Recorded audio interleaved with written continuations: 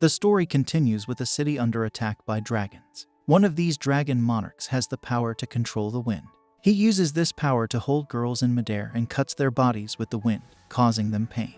This dragon is a bit crazy because he talks to the wind, and he's curious about why humans can endure these cuts and remain alive. He believes this torture will make the wind stronger and create a sense of unity. One of the girls pleads for help, which piques the dragon's interest. He thinks it would be exciting if someone came to their rescue because he's finding the whole situation rather boring. Meanwhile, Crimson is ready to put his plan into action. He aims to start a massive battle that will change the world's fate and wipe out the dragons. However, his plans are interrupted by a voice. It's a slime that used to be inside Crimson's stomach. The slime transforms into a child and expresses dissatisfaction with Ragna's behavior towards Crimson. Ragna is initially confused but greets the slime as if they've met before, which infuriates the slime. The child slime claims to be Crimson's #1 servant and insists on being called Mr. Slime. Crimson lands on the slime's head, pleased that they seem to be getting along. Crimson is eager to know more about the future, but Ragna tells him they've already lost. This surprises Crimson. He asks Ragna how many dragon monarchs they've managed to defeat and inquires about world magic, the Great Crusade, and Ragna's own fate. Ragna is puzzled by these questions, and Crimson's trust in him begins to waver. Ragna explains that he has vague memories and needs specific triggers to recall them. He only remembered Crimson when he saw his face. Crimson realizes that Ragna's memory is selective, which is convenient for Ragna but frustrating for him. Despite his doubts, Ragna asks for Crimson's trust, but Crimson questions Ragna's power, which was given to him by his future self. Ragna reassures him that his power resides in his body, not his mind. They then hop into a truck and continue their journey. Meanwhile, we see some folks who manage to escape from danger, and they're being protected by a group of hunters. The leader of the hunter group is trying to boost the spirits of his team, telling them to stay strong. The group listens, but they notice that regular folks are running away from the area, only to fall victim to the dragons nearby. This situation leaves the leader wondering what's going on. A massive dragon is roaring at them, and it seems like all hope is lost. Then, out of nowhere, a truck shows up, performs a fancy Tokyo drift maneuver, and a guy named Ragna jumps out. He quickly takes down 2 dragons and faces the rest. The group leader can't believe his eyes when he witnesses Ragna's incredible skills. Crimson, who is also in the truck, mentions that he's interested in Ragna's impressive battle ability, which he calls Silverine Battle Arts. He expresses his desire to see these skills in action against the dragons. Ragna agrees, but Crimson interrupts him and explains that Ragna won't be the one using these skills. Instead, it's a group of dragon hunters who will employ them. He points to the group of hunters and survivors. Ragna looks at them and sees the group leader trying to comfort a young child, assuring her of safety. Crimson seizes this opportunity and reassures everyone that they've taken care of all the nearby dragons. He introduces Ragna as the Reaper, a master dragon hunter who has defeated many powerful dragons. This announcement leaves everyone, including Ragna, puzzled. Crimson goes on to introduce himself as Ragna's companion and a mage. This impresses the crowd. In this world, not many people can use magic, and most magic users are powerful dragons. Crimson believes he can deceive everyone because only a small percentage of people have ever witnessed magic. The group leader questions if the water thing consuming the dragon is magic, to which Crimson confidently responds with a yes. When asked why the water thing can turn into a person, Crimson simply says, "It's magic." The slime, annoyed by these falsehoods, tries to insult the group, but Crimson acts quickly, soothing the slime and explaining that it's a magical pet. Everyone buys into this lie, despite hearing the slime talk, and they even start praising the wonders of magic. Crimson skillfully manipulates the situation, and everyone begins to chant that magic is amazing, merely echoing his words. In essence, he has manipulated them into believing his story and turned them into his unwitting followers. The group leader, Michael, approaches Crimson and introduces himself. He kneels down and implores both Crimson and Ragna to help them take down a powerful dragon. Crimson is intrigued, and Michael continues to explain their situation. They fled from Tor City when it was attacked by a massive tornado, and the dragon they want to defeat is none other than the 3rd seed of the Tempest cell, Desaz.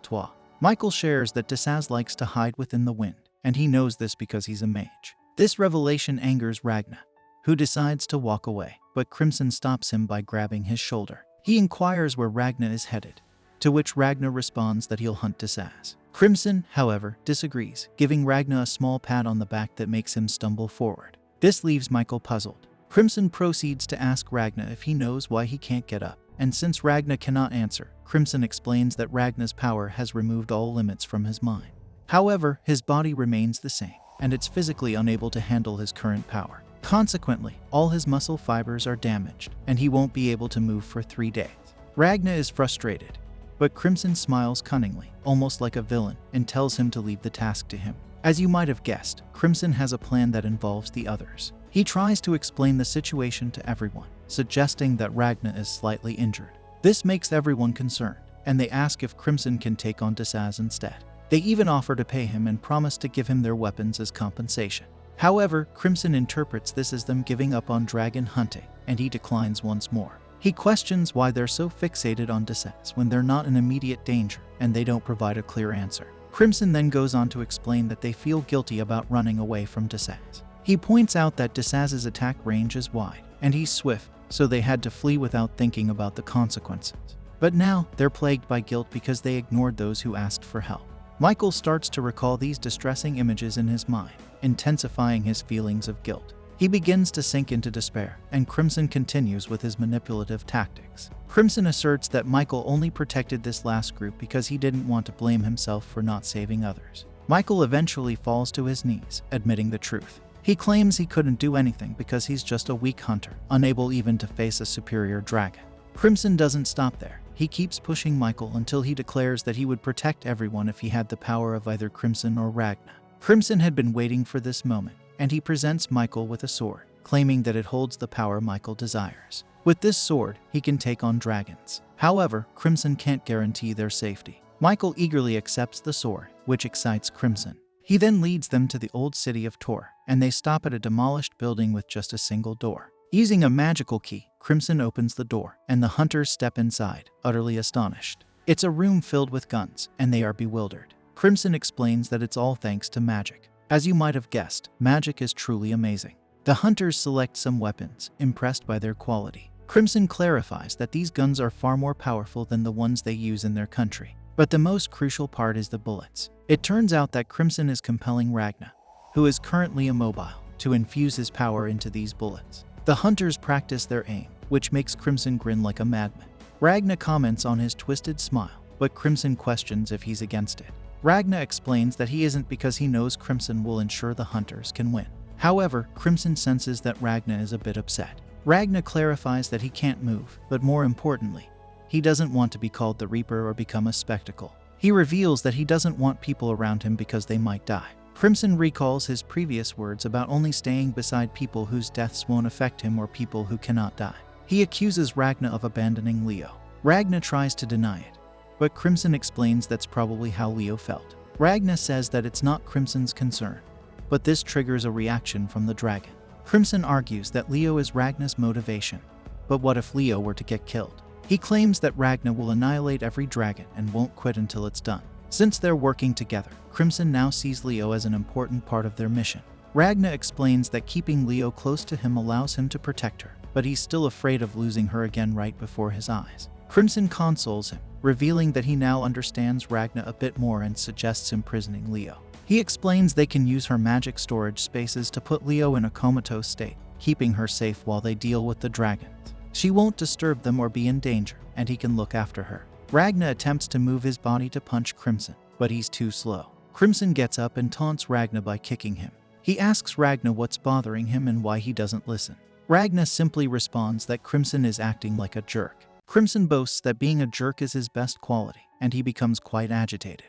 He admits that he's always disliked Ragna's attitude, especially when Ragna acted like he knew everything about Crimson. Crimson believes Ragna doesn't know anything about him and kicks his face. Then he starts walking away, saying that he'll defeat Desaz. While leaving, he also complains about Ragna constantly blaming his misfortunes on a curse. He puts a bullet in his mouth, leading to a tense situation. The slime, which has been scouting Desaz's movements, returns and gives a report. It transforms to show the state of the city and what Desaz is doing to the girls. Crimson realizes that Desaz was ordered to stay in that town and is spending time there. He believes the girls need to hold on as long as possible for his plan.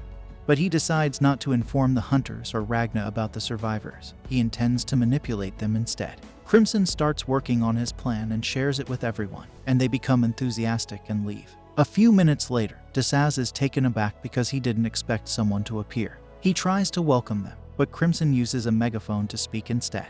He introduces the group as dragon hunters, and begins talking about the dragon bloodline, calling Desaz a pathetic loser. Desaz is quite annoyed and doesn't understand how a human can talk about something they don't know. He continues to grumble to himself until his brain begins working again. He cannot forgive someone who insults the dragon bloodline, especially the dragon god. Meanwhile, Crimson is just driving away, repeatedly calling Desaz a pathetic loser. This brings an end to our episode 3. If you enjoyed it, then don't forget to subscribe our channel.